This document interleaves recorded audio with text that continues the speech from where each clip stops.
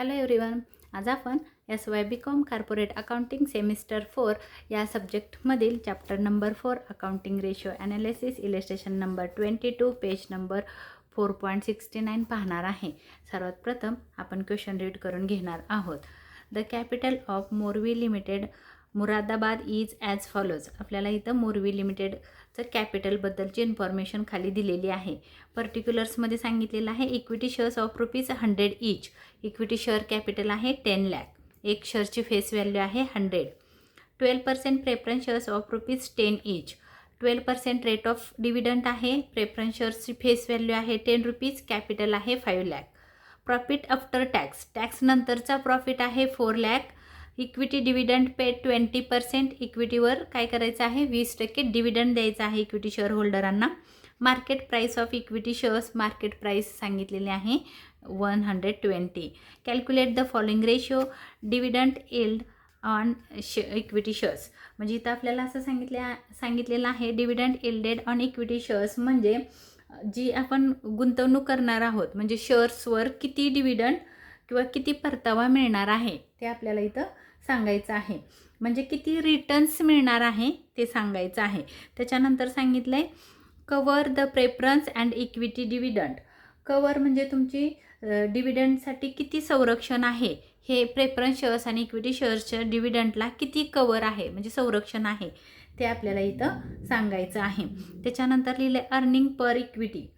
Earning per equity म्हणजे प्रत्येक equity शेअर्सवर मिळणारा परतावा किंवा रिटर्न्स किती आहे ते सांगायचं आहे. फक्त इक्विटी शेअर्सवर, वर होतं ते इक्विटी अँड प्रेफरन्सवर होतं. इथं फक्त अर्निंग पर इक्विटी एका शेअर होल्डरला किती अर्निंग्ज होणार आहे ते सांगायचं आहे.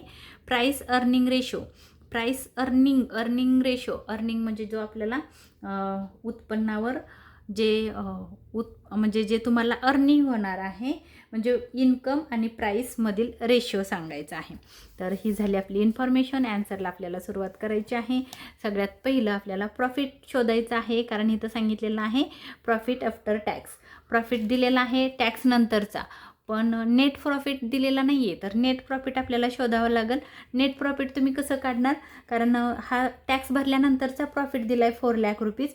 पण टॅक्स पहिलं काय होतं की एक तुम्हाला प्रॉफिट होतो, त्या प्रॉफिटमधून तुम्ही काय करता टॅक्स भरला. आता इथं क्वेश्चनमध्ये सांगितलं टॅक्स पेड केला, पण त्याच्यानंतर तुम्हाला अजून प्रेफरन्स शेअर होल्डरांना डिव्हिडंड द्यायचं आहे.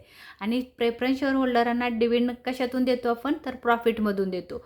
मग डिव्हिडंड दिल्यानंतर जो प्रॉफिट राहणार आहे तो इक्विटी शेअर होल्डरांचा राहणार आहे, कारण आपल्याला इक्विटी पर शेअर्स वगैरे काढायचं आहे. त्यामुळं की जो प्रॉफिट आहे तो इक्विटी शेअर होल्डरांसाठी किती राहिलेला आहे तो शोधायचा आहे. म्हणून सगळ्यात पहिलं आपण प्रॉफिट शोधणार आहोत. तर डायरेक्ट आपण रेशो शोधायचे नाहीत. तर पहिलं लिहिणार आहोत आपण profit after tax. Profit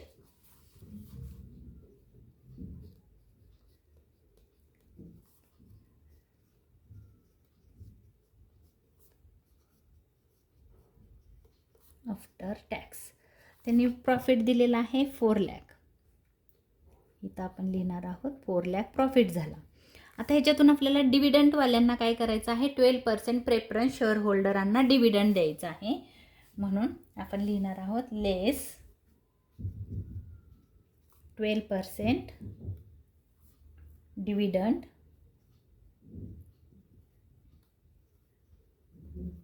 on preference share holder.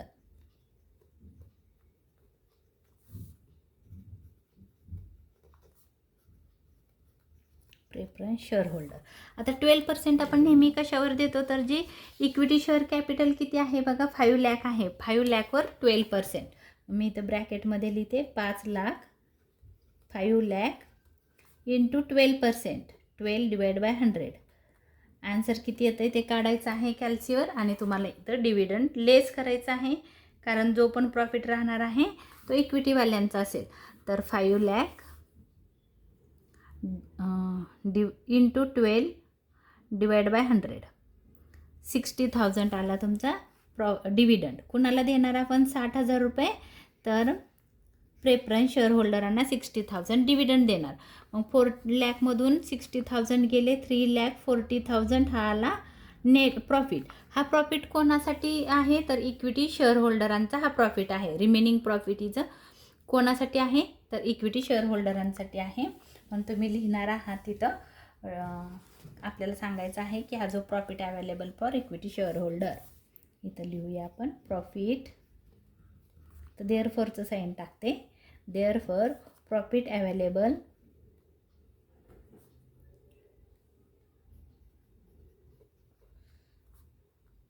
For equity share holder.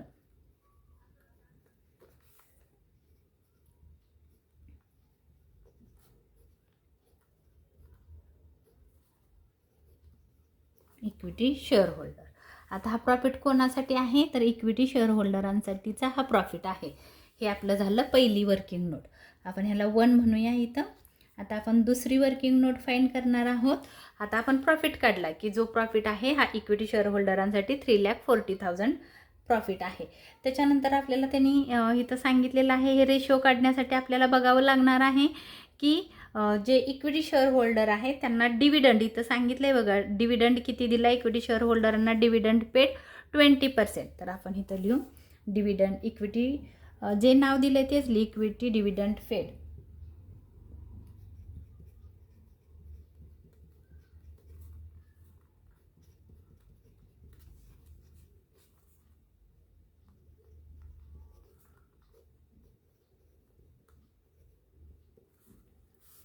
इथं त्यांनी सांगितलेलं आहे 20%. 20%. आता बघायचं इक्विटीचं कॅपिटल किती आहे तर 10 लाख आहे. 10 लाखवर 20% डिव्हिडंड, म्हणजे आपण इक्विटीवाल्यांना किती डिव्हिडंड देणार आहोत ते शोधूया. इथं 10 लाख इंटू 20%. तर तुमचा आन्सर येणार आहे 20% म्हणजे 2 लाख येईल. तरी पण काढून दाखवते. इंटू 20% आन्सर आलं 2 लाख. 2 लाख रुपीज हा डिव्हिडंड आहे. कोणाचा तर इक्विटीवाल्यांचा हा डिव्हिडंड आहे. याला पाहिजे तर मी नाव वर देते डिव्हिडंड. पण हा कोणाचा आहे तर इक्विटीवाल्यांचा आहे. Equity share holders dividend 2 lakh रुपये त्यांचा डिव्हिडंड आहे. आता आपल्याला पुढं सांगितलेलं आहे की हे जे अर्निंग पर शेअर्स वगैरे काढायचं आहे ना, अर्निंग पर इक्विटी शेअर्स. तर इथं बघा क्वेश्चनमध्ये सांगितलं अर्निंग पर शेअर काढायचं आहे, म्हणजे तुम्हाला एका शेअर्सला किती डिव्हिडंड मिळणार आहे हे शोधायचं आहे. तर मग आपल्याला पर शेअर एक शेअरची व्हॅल्यू फाइंड करायची, एका शेअर होल्डरला किती, म्हणजे इथं तुम्हाला नंबर ऑफ शेअर होल्डर्स माहीत असणं गरजेचं आहे. तर इथं इन्फॉर्मेशनमध्ये सांगितलेलं आहे 10 लाख कॅपिटल आहे आणि एक शेअर्स 100 रुपयाचा आहे. म्हणजे तुम्हाला इथं क्वेश्चनमध्ये नंबर ऑफ शेअर्स दिलेले नाहीत, तर ते तुम्ही शोधू शकता. पुढे आपण लिहिणार आहोत working note number 3, number of equity shares.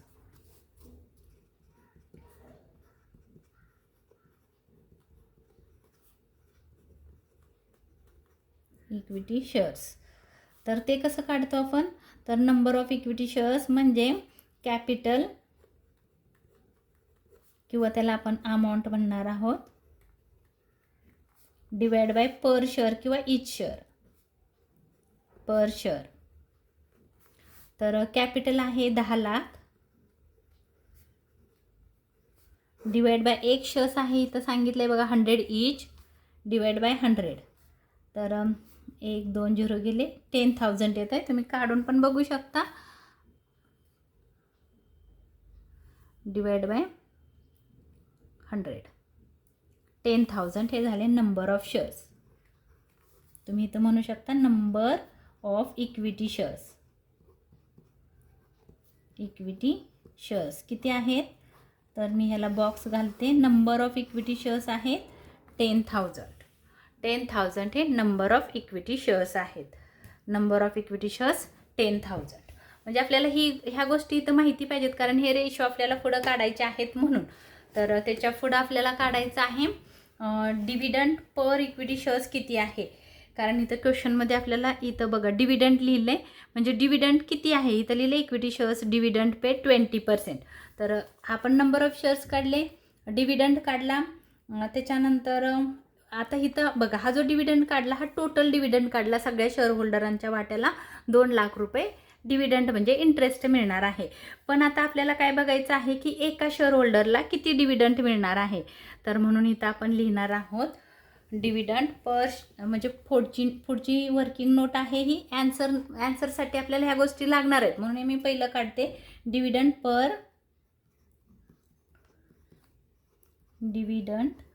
Per equity shares.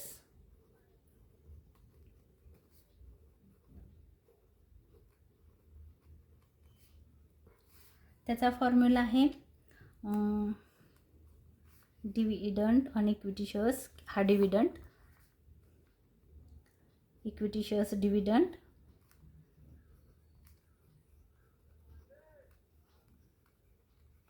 Divide by number of equity shares.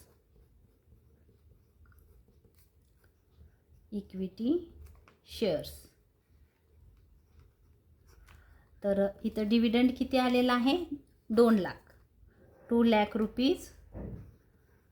Number of equity shares आहेत 10,000 डिवाइड बाय 10,000. बघा बरं, ह्या 4 झिरोला 1 2 3 4 गेले. 20 रुपीज पर शेअर, 20 रुपये पर शेअर एका शेअरला. पर इक्विटी शेअर्सला डिव्हिडंड आला 20 रुपये. एका इक्विटी शेअर होल्डरच्या वाट्याला 20 रुपये डिव्हिडंड आलेला आहे. मग आता आपल्याला ॲन्सरला सुरुवात करू शकतो. पहिलं विचारलं आहे dividend yielded on equity shares. तर आपण इथं रेशो काढायचा आहे. पहिलं ॲन्सर तुमचं, आता इथं खरं ॲन्सर इथून चालू होतं पण हे केल्याशिवाय तुम्हाला इकडं ॲन्सर निघणार नाही. तर आपण इथं लिहिणार आहोत dividend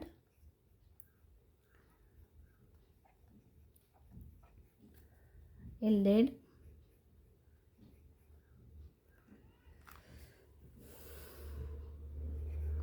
on equity shares.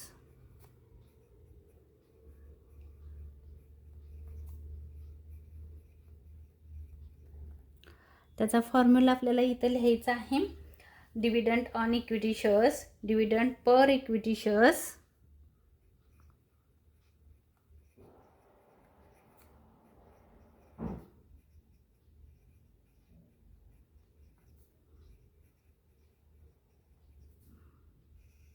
Divide by market price per equity shares.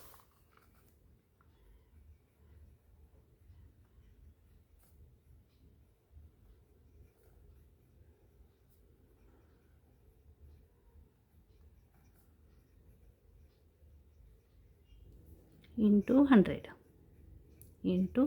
100. आता हा फॉर्म्युला तुम्हाला लर्न करायचा आहे, लक्षात ठेवायचा आहे. म्हणजे त्यांनी सांगितलं आहे की इक्विटी शेअर होल्डरांना किती डिव्हिडंड मिळणार आहे हे आपल्याला इथं शोधायचं आहे. बट आता तुम्ही बघा, आता काय झालं की मार्केटमध्ये तुमच्या शेअर्सची प्राईस किती झालेली आहे. तर त्यांनी क्वेश्चनमध्ये इथं सांगितलं आहे बघा 120 किती झालेली आहे 120. मार्केट प्राईस दिली इक्विटी शेअरची 120. जर तुम्ही 120 रुपये इन्व्हेस्ट केले तर तुम्हाला किती डिव्हिडंड मिळणार आहे, किती % डिव्हिडंड मिळणार आहे. कारण आज जर तुम्ही शेअर्स घेतला तर आज शेअर्सची मार्केट प्राईस आहे 120. तर 120 रुपीज इन्व्हेस्ट केले तर तुम्हाला किती टक्के डिव्हिडंड मिळणार आहे ते लिहायचं आहे. म्हणून आपण इथं बघा डिव्हिडंड पर शेअर्स काढलेला आहे. तुम्ही थोडं बुक साईडला ठेवते. इथं बघू शकता तुम्ही per share equity per share dividend किती आला 20 रुपये आणि मार्केट प्राईस तुमच्या क्वेश्चनमध्ये दिलेली आहे 120. तर 20 रुपये एका शेअर होल्डरला डिव्हिडंड मिळणार आहे आणि 120 रुपये मार्केट प्राईस आहे इंटू 100. तर मग तुमच्या लक्षात येईल की जर समजा तुम्ही आत्ता जर शेअर्स घेतला तर आजच्या बाजारभावानुसार त्याची व्हॅल्यू 120 रुपये आहे. तर तुम्हाला किती रुपये डिव्हिडंड मिळू शकतो. म्हणून 20 डिवाइड बाय 120 इंटू 100. 16.666 आहे. तर त्याला कन्वर्ट करा. 16.67 लिहू शकता तुम्ही. 67% किती रिटर्न्स मिळणार आहेत तर 16.67% तुम्हाला रिटर्न मिळणार आहे. जर समजा आज तुम्ही मार्केट प्राईसनुसार शेअर्स बाय केला तर तुम्हाला 16.67% रिटर्न मिळणार आहे, असा याचा अर्थ आहे. आता हा झाला पहिला रेशो. दुसरा रेशो सांगितला आहे cover for preference and equity dividend.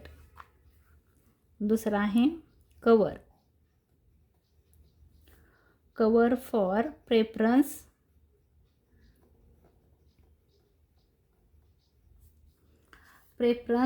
and equity dividend.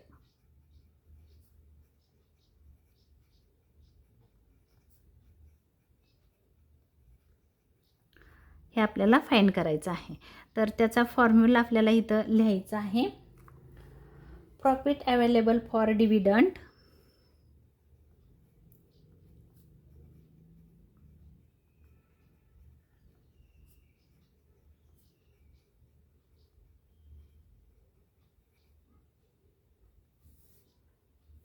Divide by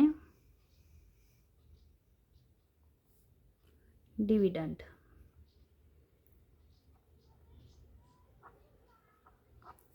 ब्रॅकेटमध्ये मी लिहिणार आहे प्रेफरन्स प्लस इक्विटी.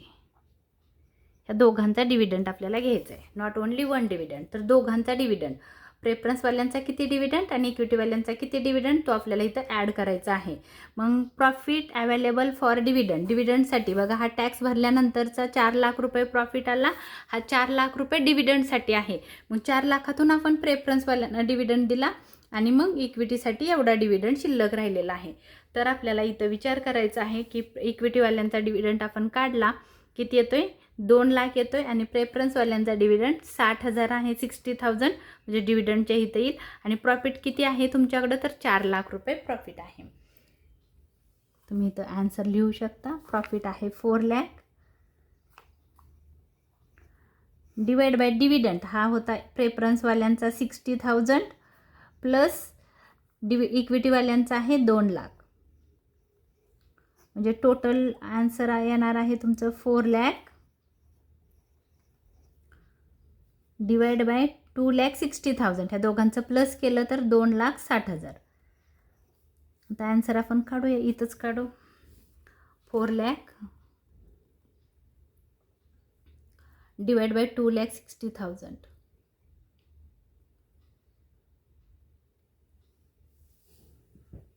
1.53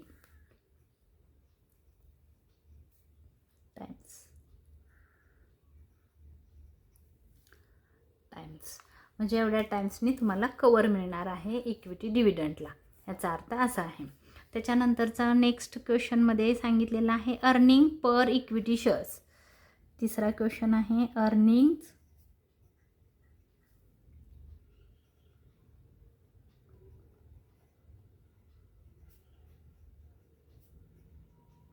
पर इक्विटी शेअर्स.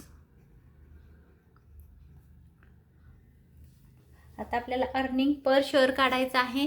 तर अर्निंग पर शेअर काढण्यासाठी जो प्रॉफिट राहिलेला आहे हा प्रॉफिट कोणासाठी आहे?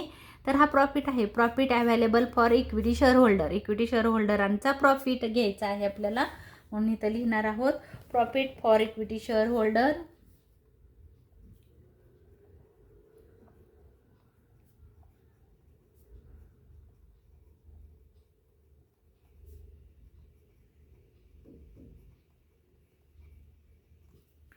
Divide by number of equity shares.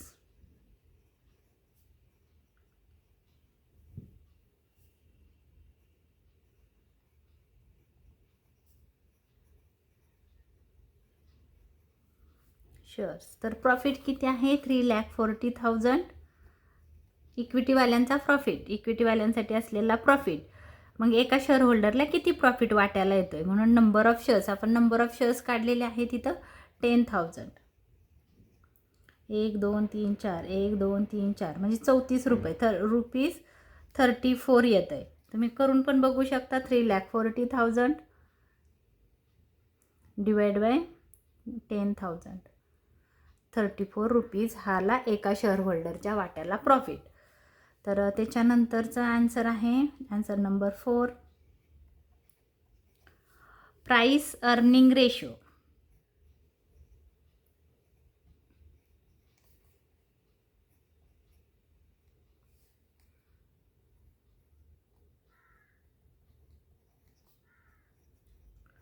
Price earning ratio.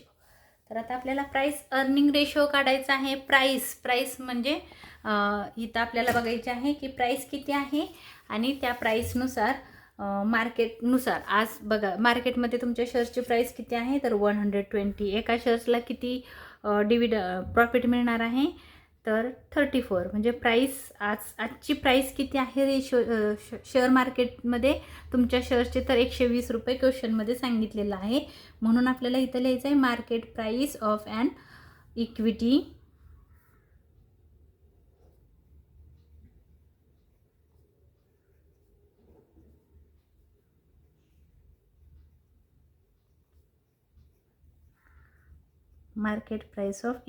shares divide by earning per share.